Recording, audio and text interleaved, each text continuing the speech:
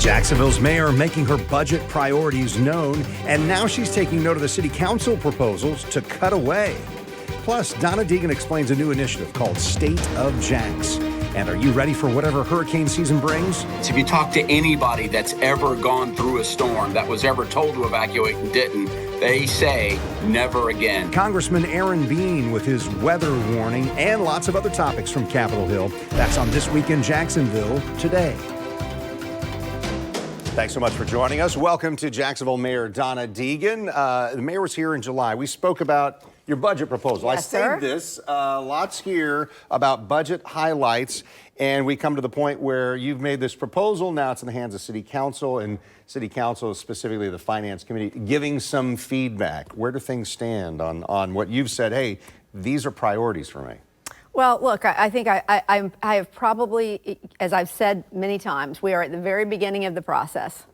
And a lot of things are getting taken out by the Finance Committee that I would like to see put back in. But most of the things that I'm disappointed in, as far as what they've done so far, is they have decimated a lot of the health programs that I think are really essential for the people of Jacksonville. And I'm hoping that they'll, especially our telehealth program, I'm hoping with a lot of support from the rest of the council, which we really do believe we have, I'm hoping that help for the uninsured population gets back into the budget. So there are a number of things. I think the big ticket items are all going to be fine, but I think that these are items that are smaller in terms of the budget, but have a big impact as far as our community is concerned. We always knew with this Finance Committee that they were going to go hard on a few things. I think, as I have said, I think some of it was performative because the CFO was in town the day that they decided they were going to cut the millage rate and make some of these cuts. And I think this council is under a great deal of pressure from their party, frankly. I think they're under a lot of pressure. I think some of them know that some of those things are not the right things. And all I would say to you is the same thing that I say to them every time we talk, and that is, when we were elected to this job, our parties no longer mattered. We were Team Jacksonville. And we've got to do what we know is best for Jacksonville, regardless of any pressure from anybody else. Do what you know is right. And I think the right thing with some of these programs is to make sure you put them back. There's room for disagreement, certainly. But I'm hopeful that once we get the full council together, that we'll have a better result than what we're seeing in some of these decisions coming out of the Finance Committee. Well, regardless of party affiliation, you look back the last 15 or 20 years, I mean, Jacksonville has spent there have been a lot of spending items. Not just we're talking about, hey, we've got to refurbish or renovate the stadium. There have been other things in other administrations that kind of add up. We were talking a year ago that, hey, we think there's going to be a tougher budgeting cycle coming, and that didn't play out as drastically, I think, as we were talking about a year ago. We've been very responsible. That's the other piece, and we've talked about this before, but we have the lowest millage rate by far in the state of Florida for any large city, and we've been extraordinarily responsible with that millage rate, but it barely covers police and fire as we stand right now. We were thrilled to be able to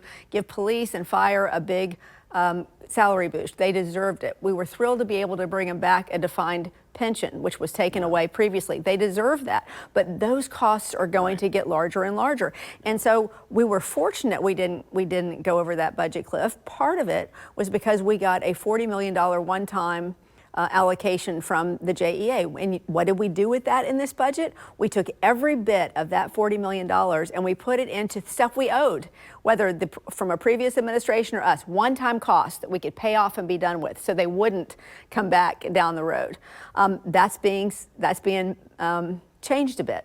So I'm, as I said, I'm hopeful once we get back in front of the full council. We're at mile one of this 26-mile race, right? That gets to all the way to the end of September. I'm hopeful we can have a more reasoned discussion about some of these programs and bring some of it back. The Donna just went a marathon reference there. I loved it. That was fantastic. You know, one of the things you just referenced, the CFO was our guest last time, and Florida Doge came to Jacksonville. Tell me what's come out of that here. I know it's just been a little, like about a week since the CFO was here, and they were kind of digging into or auditing Yeah. what's happening in finance. Well, as I said, we're very proud of what we've been able to accomplish together with this council during the last 2 years, and I think they asked for documents all the way back to 2020. I'm not exactly sure of everything that they ended up going through while they were here, but they were here for 2 days. And our folks worked with the auditors, and now they have moved on to other places. So I don't know beyond that, but we're happy to have anybody look at our books. We feel very proud of the things that we've done here. Does it duplicate what your administration is already doing with looking at lean operations? Well, I would say this is a fourth duplication. We have our independent audit that's done every year. Some of these same auditors, by the way, I think have been used in those. So we have our independent audit that's done at the City of Jacksonville, obviously our own audit, our lean processes, our local DOJ, Yeah. and now we have the state DOJ. So we ought to be analyzed every way from Sunday by the time this is all over. But at that, to your point, the last time we visited about this, you said, "Hey, transparent. We'll be transparent. Sure, of course. We'll open the books." Well, what have we done since I've been here? In addition to all of the lean processes we've put out there, we have created a transparency dashboard on top of transparency dashboard. And frankly, Kent, I know we haven't talked about it yet, but that's one of the reasons for the State of Jax project that we've also put into the budget for this year, which was cut. Funding for that was cut this morning, which we're also hopeful to put back. It is all about creating better data so that the people of this city can see how their money is being spent, where it's working, where it's not working, and how we can do better. Let's dive a little deeper into that. Okay. I know you just said that funding may have been pulled, but you want to see it back. So we'll definitely get into that. Stay with us, please, because there is this new initiative from the mayor's office, and we're going to show you how State of Jax stands to make data-driven decisions a transparent process. That's next on This Week in Jacksonville.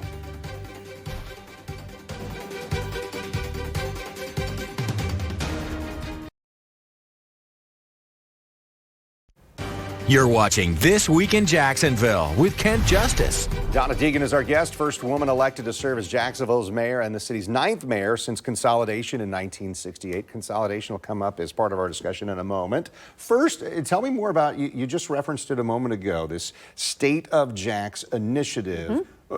Explain it for us. Let us know what So it is. basically, it's a data initiative that we are doing in partnership with the United Way. And the idea is to find out some real data on issues that we have in our city, council district by council district, and citywide, to find out where are we doing well? Where are we not doing well? What are the things that we need to focus on in terms of our budget dollars? We're trying to be more accountable to our citizens for how we're spending their money. And you're looking at the website right now. Yeah, as this we're is talking this about is that website. But the whole idea around this was truly to create a better accountability and frankly a better way to spend people's money, so we could save money if something wasn't working. Let's spend money over here. Think of it, it's just anything that you do, Kent. You know, if you're going to invest it as a business, you want to make sure what you're investing in is going to bring you a good return, and the best way to know that is with factual data, yeah. Right?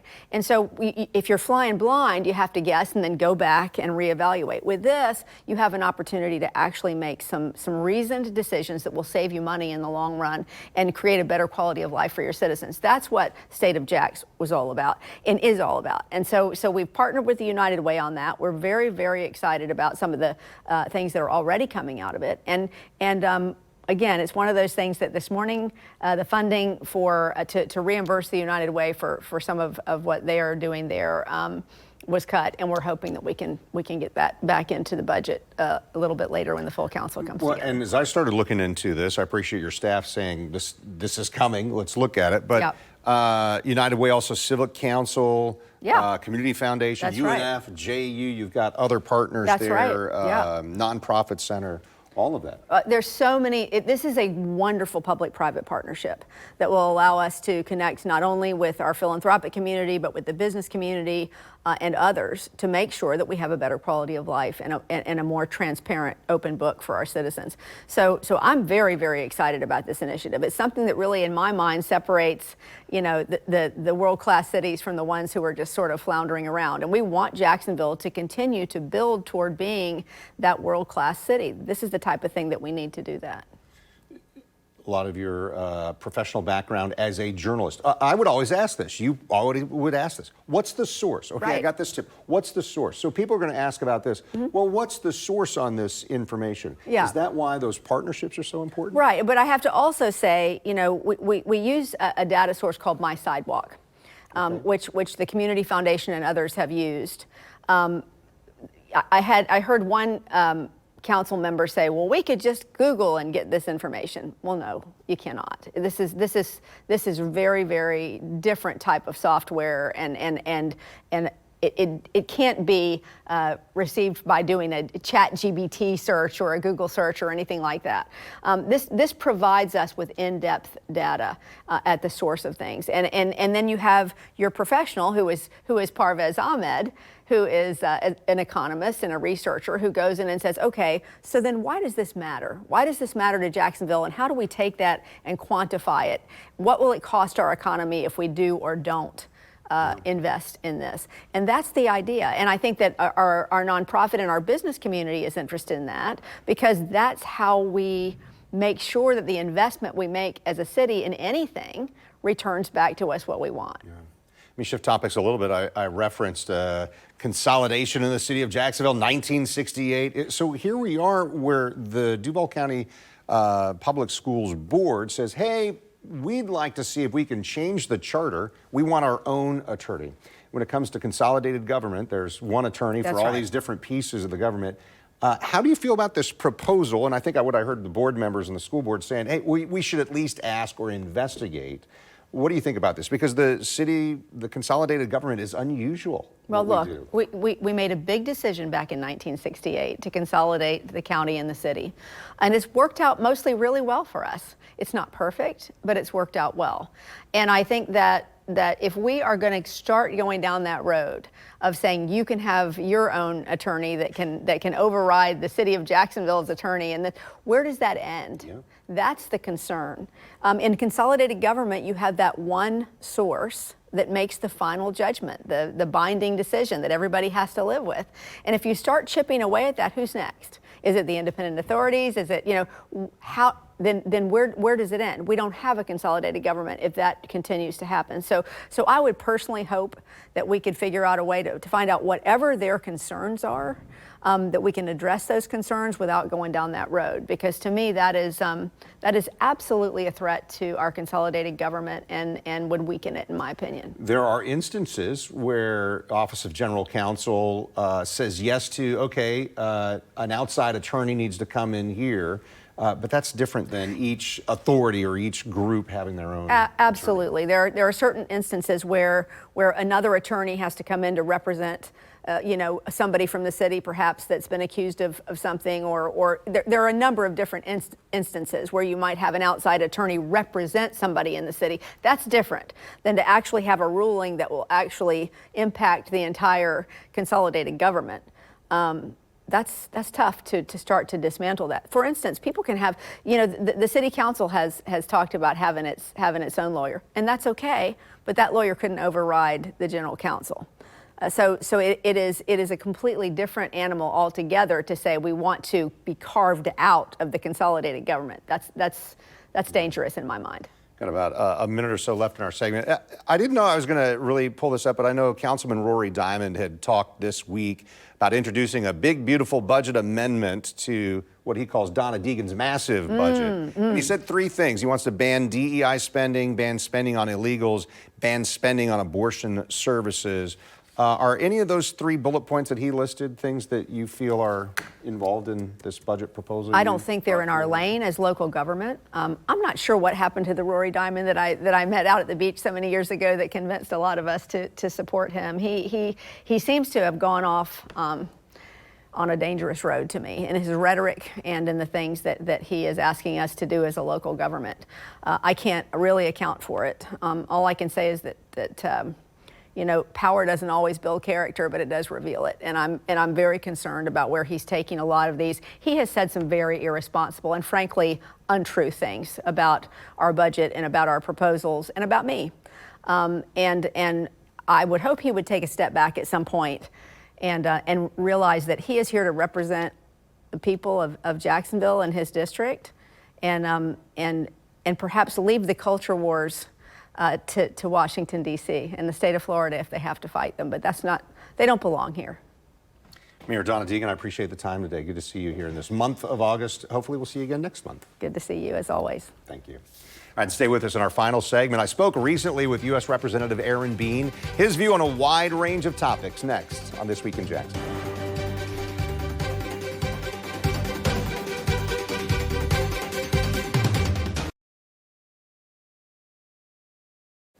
You're watching This Week in Jacksonville on Channel 4. Congressman Aaron Bean has been in district discussing that as a variety of topics, and we spoke recently about getting prepared during hurricane season. We know that August and September are the peak times where a storm is most likely. I was able to spend time with Governor. I call him Governor Scott because it's back in the day he would put the Navy cap on and steer us through all these storms. So have a plan, get ready. We know, though, if we're told to evacuate. And what I said at that press conference, if you talk to anybody that's ever gone through a storm, that was ever told to evacuate and didn't, they say never again. So have a plan, get ready, and let's hope that let's hope it works out well once again for Florida and especially the First Coast. You helped launch the Congressional Doge Caucus early this year. The Florida Doge effort has come to Jacksonville and said we're auditing. Do you support that on that state level? And certainly the city of Jacksonville leaders say we're open book and we think we're doing the right things. Well, first of all, America and Florida has Doge fever. I've got Doge fever, and we launched the Doge effort and the Doge caucus up there. I think, who's in favor of it more than anybody? It's the taxpayers. The taxpayers want to make sure that every precious dollar they give to government, whether it's the federal government, state, or local, is going to be utilized in the most efficient manner. So the taxpayers, I can tell you, the taxpayers I talk to, they're pretty fired up about it. Maybe a related topic here. Congressman, I saw that you were recognized as a champion of limited government. What does that mean? You know what I think it means is just making sure that government is as small as it possibly can be, but also large enough to continue to serve the people. And I was honored to get recognized with that. And I think you may have seen a press release about it. So that's something that I campaigned on. I campaigned to be a limited government guy. And, what makes me proud is that we're honoring our promises. All right, I'm going to take just a second here. I'm going to show some video of you on the House floor, starting with a local battle cry, if you will. Duval!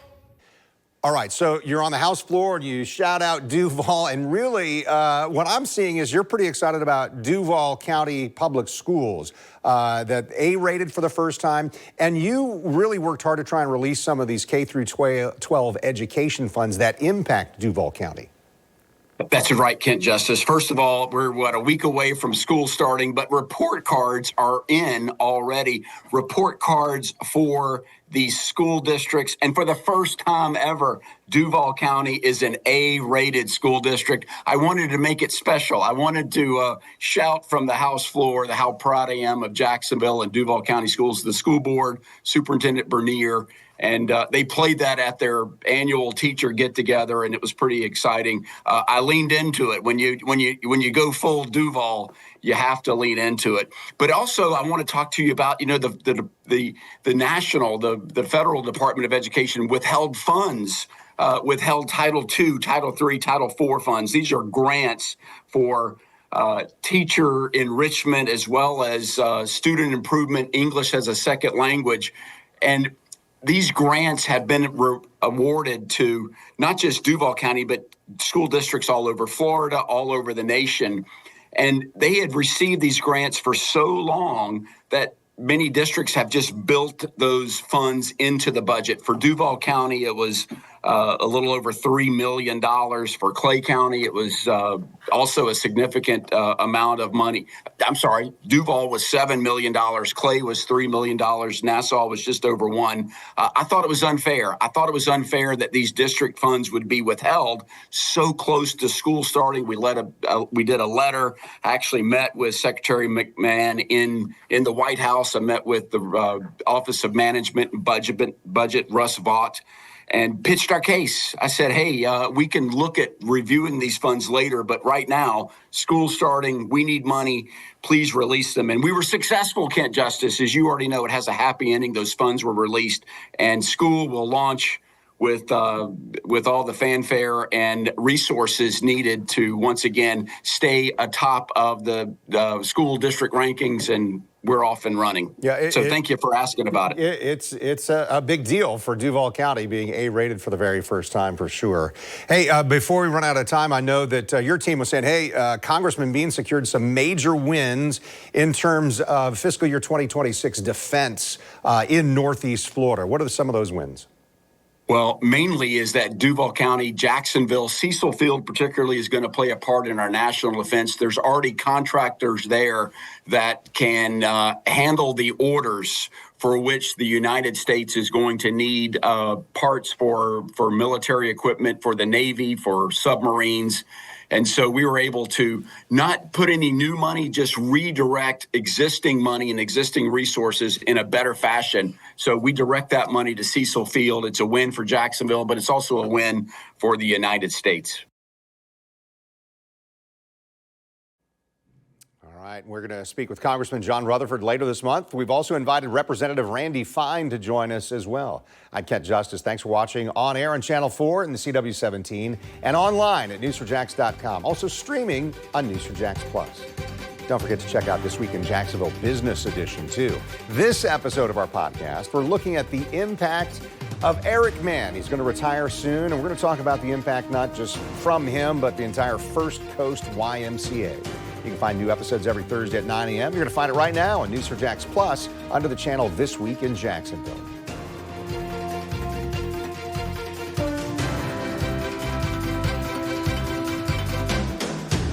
See why every day more people are choosing News4Jax, Northeast Florida and South Georgia's #1 source for local news.